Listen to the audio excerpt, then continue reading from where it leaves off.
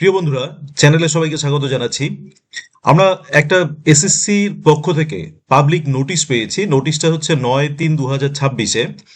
এই নোটিশটাতে বলা হয়েছে যে কাউন্সিলিং ডেটটা কবে হবে এরকম, বা যাদের ভেরিফিকেশন এবং কাউন্সিলিং ইন্টারভিউটা হয়নি তাদের ইন্টারভিউ ভেরিফিকেশন কবে হবে।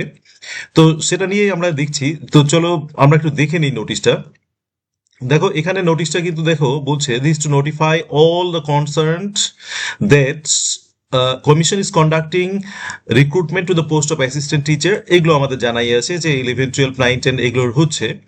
এবং নন টিচিং স্টাফদেরও কিন্তু আমাদের যে সিলেকশন প্রসেস চলছে। তো সেখানে আমাদের যে জায়গাটা জরুরি, যে এখান থেকে দেখো, whereas the commission is an earnest effort to comply with the time limit, অর্থাৎ কমিশন চাচ্ছে যে টাইম লিমিটের মধ্যেই এই কাজটা করবে, সেটার জন্য খুব আর্নেস্টলি চেষ্টা করছে। তো আমরা সেই চেষ্টাটা দেখতে পাচ্ছি, সবাই মিলেই দেখতে পাচ্ছি। আচ্ছা, for the completion of the recruitment process set by the honourable supreme court in respect of the teaching post both class 9, 10 and 11, 12 publishes the following tentative schedule. একটা শিডিউল দিচ্ছে কিন্তু আমাদের। তো শিডিউলটা তোমরা অলরেডি পেয়ে গেছো যে নোটিফিকেশনে। আচ্ছা, for the remaining work of the teaching sector, অর্থাৎ যাদের টিচিং আমাদের 9, 10, 11, 12-এর জন্য আমাদের কিন্তু টেন্টেটিভ একটা শিডিউল দিচ্ছে।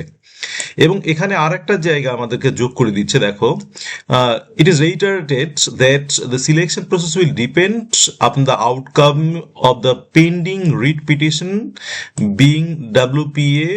আমাদের একটা রিট পিটিশন আছে, তোমরা জানোই। সেই রিট পিটিশনটার কিন্তু সেখানকার যে আউটকাম বা রেজাল্টের উপর নির্ভর করবে।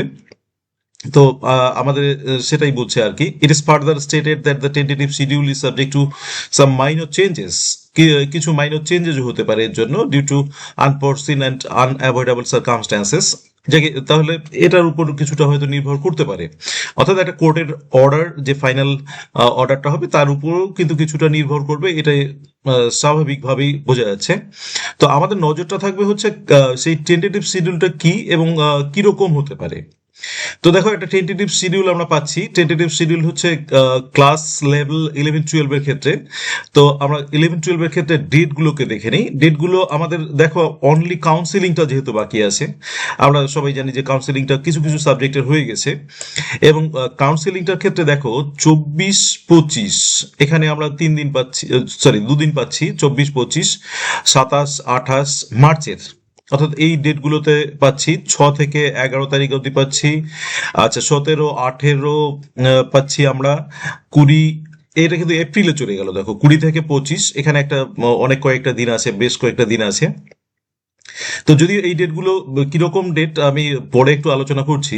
আচ্ছা, 27 থেকে 30, 4, 5 থেকে দেখো এখানে কিন্তু চলে গেল হচ্ছে মে।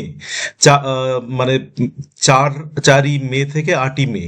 অর্থাৎ আমরা কিন্তু এই যে কাউন্সিলিংটা দেখছি, যে কাউন্সিলিংটা কিন্তু আমরা আশা করেছিলাম যে মার্চের মধ্যেই শেষ করবে, সেই কাউন্সিলিংটা দেখো সেটা কোথায় গিয়ে ঠেকছে, মে 8ই, 4, 5ই মে। এবং এটা যেহেতু টেন্টেটিভ, সেক্ষেত্রে আমরা কমিশনের যে একটা আর্নেস্ট এফোর্ট, একদম মে মাস অবধি ঠেকিয়ে নিয়ে যাওয়া বা তার উপরে ঠেকিয়ে নেওয়া যায়, সেই প্রচেষ্টাটা খুব সুন্দরভাবেই দেখছি আর কি। যাকে আরেকটা ব্যাপার এখানে খেয়াল রাখারও ব্যাপার, যে এই যে এখানে আমাদের যে এপ্রিল মাসটা আছে, 6 থেকে 11ই এপ্রিল, সেই 11ই এপ্রিল, এই যে এই ডেটগুলোতে কিন্তু কাউন্সিলিং প্রসেসটা চালানো খুব মুশকিল আছে। সেক্ষেত্রে কিন্তু এই ডেটগুলোতে আমার মনে হচ্ছে যে এই ডেটগুলোতে কিছুটা চেঞ্জেস হতে পারে। এবং সেই চেঞ্জেসগুলো কিন্তু হচ্ছে পরে চলে যাবে, অর্থাৎ 8-এর পরে চলে যাবে। 8-5 এই জায়গাটাও কিন্তু একটু সমস্যা আছে। এটা কিন্তু আমার মনে হয় এটা মেয়েরাও ঠেকবে, যদিও এটা টেন্টেটিভ। আমাদের কিন্তু আগেই বলে দিছে যে টেন্টেটিভ বললেই কিন্তু অনেক কিছু মাফ হয়ে যায় আর কি। আচ্ছা, সেটা পরের ব্যাপার। আমরা আসি যে আচ্ছা, পরের যে পোর্শনগুলোতে আছে মেতে, এই তে আমাদের কিন্তু মের শেষের দিকে ঠেকছে একটা। আমরা ফাইনালি যদি বলি তাহলে হতে পারে, কারণ এই জায়গাটা কিন্তু একটা ইলেকশনের ব্যাপার আছে, এবং এই ইলেকশনের সময় কতটা এই ডেটগুলোকে মেনটেন করা যাবে সেটা কিন্তু একটা স্বাভাবিক ব্যাপার, মানে আমাদের মনে প্রশ্ন জাগছেই। আচ্ছা, এটার ভেন্যুটা কবে হবে? ভেন্যুটা হচ্ছে দেখো, office of the central school commission, সেখানেই হবে এই কাউন্সিলিংটা হবে। সেটা হচ্ছেও তাই, আমরা অলরেডি এটা নিয়ে একটা ভিডিও করে তোমাদের জানিয়েছি। তো এবার আমাদের যেটা মাচ এক্সপেক্টেড, সেটা হচ্ছে, বা মোস্ট এক্সপেক্টেড ব্যাপার যেটা হচ্ছে, সেটা আমরা 9-10টা অনেক দিন থেকেই আশা করে আছি, সেই ডিসেম্বর মাস থেকেই আশা করে আছি যে একটা কাউন্সিলিং ডেট, ভেরিফিকেশন গুলো হবে, ইন্টারভিউ হবে বা লেকচার ডেমনস্ট্রেশন হবে, সেই ডিসেম্বর থেকেই আশা করে আছি।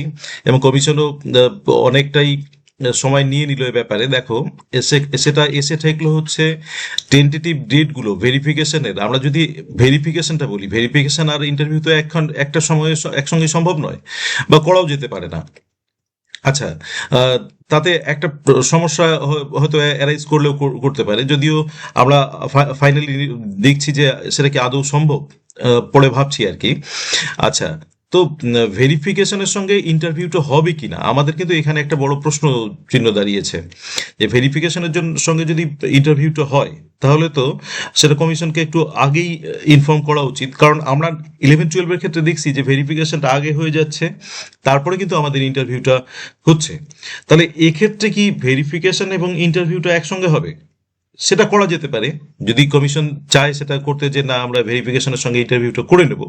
ভেরিফিকেশনটা হয়তো সঙ্গে, ভেরিফিকেশনের তো যে প্রসেসটা আছে সেটা তো একটা মোটামুটি যে প্রসেসের মধ্যেই করুক না কেন, সেই প্রসেসের সঙ্গে কিন্তু ইন্টারভিউটাকে করা যেতে পারে। এর আগেও আমরা দেখেছি অনেক ক্ষেত্রেই হয় ওটা। আচ্ছা, তাহলে কি সেটা করতে যাচ্ছে?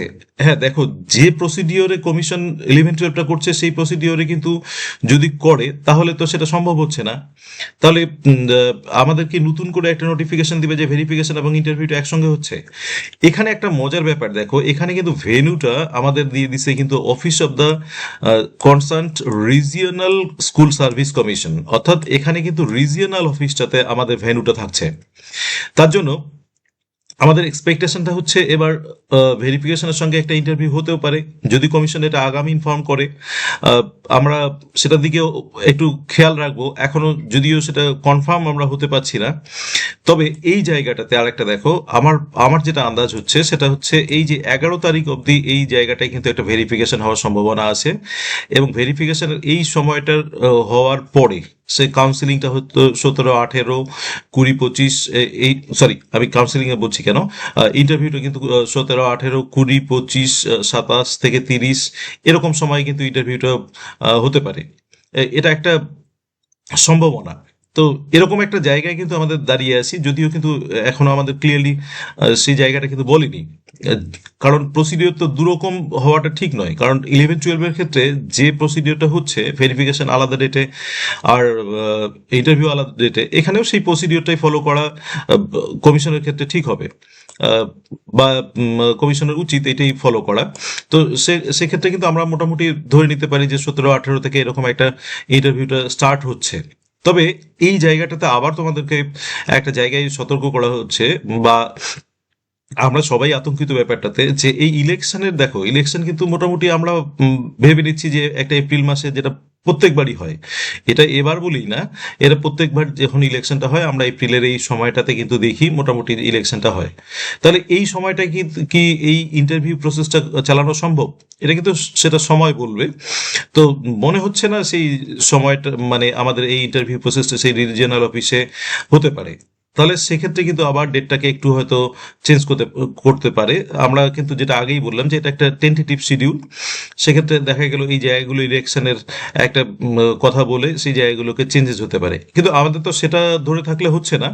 আমাদের বরং এখন নজর রাখতে হচ্ছে যে এই আমাদের যারা 9-10-এ আসি, তাদের নজর থাকছে যে আমরা ভেরিফিকেশনের জন্য প্রস্তুত হচ্ছি, এবং ভেরিফিকেশনের আহ, ইয়েগুলো পাওয়ার সঙ্গে সঙ্গে আমরা কিন্তু ইন্টারভিউর জন্য প্রস্তুত হব। কিন্তু ইন্টারভিউর দেখো বেশি দিন নেই, অর্থাৎ আমাদের 23 তারিখ যদি শেষ হয়, মে 23 তারিখ শেষ হয়, আমাদের এটা আমরা মার্চের প্রথম দিকে, মার্চের 10 তারিখ পাচ্ছি। তার মানে আমাদের আমাদের 1.5 মাস মোটামুটি সময়ের মধ্যেই কিন্তু আমাদের এই জায়গাটাকে শেষ করতে হচ্ছে, যদিও আমরা তো সবাই প্রস্তুত আছি।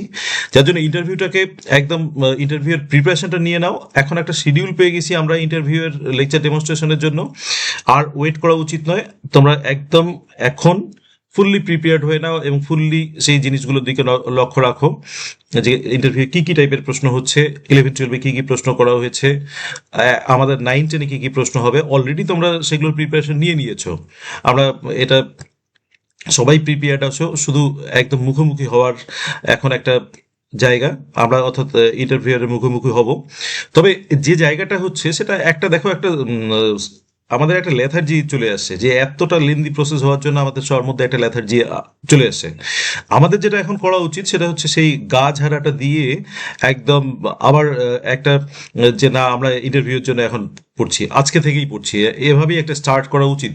তো চলো আমরা এভাবেই স্টার্ট করব। আমরা যে এখানে সাধারণত তোমরা জানোই ইংরেজিটার একটা চর্চা করি, আর বাকি কিছু কিছু জেনারেল জিনিসগুলো যেগুলো আছে সেই জিনিসগুলো চর্চা করি। তো তোমরা একদম একটা গা ঝাড়া দিয়ে এরকম একটা ডেটের, যেহেতু আমরা পেয়ে গেছি, টেন্টেটিভ শিডিউল পেয়ে গেছি, আর দেরি করা উচিত নয়।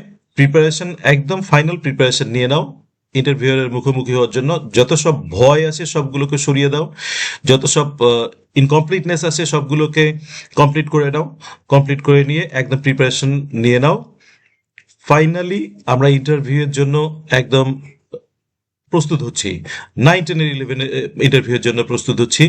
একটা দৃঢ়তা নিয়ে নাও, যে দৃঢ়তা দিয়ে কিন্তু আমরা ইন্টারভিউয়ের সামনে ফেস হচ্ছি। কোনো রকম কোনো দোটানা নয়, দোটানা না রেখে, মনের মধ্যে দোটানা না রেখে স্টার্ট করে দাও।